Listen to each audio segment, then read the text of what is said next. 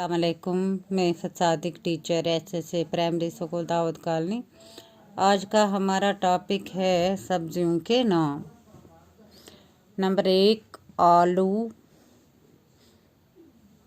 2 मूली, 3 गाजर, शलगम, साग, बैंगन,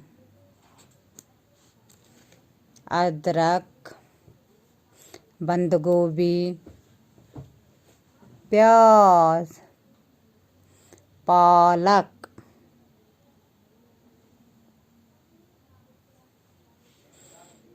फूल गोभी, चुकंदर, सलाद, ये सब्जियों के नाम हैं। बंद गोभी, शिमला मिर्च, करेला, खीरा, लहसुन, मकई, मिर्च। ये सारे जो है ये सब्जियों के नाम है। प्यारे बच्चों, ये याद करना ये सब्जियों के नाम। खुदा हाफिज।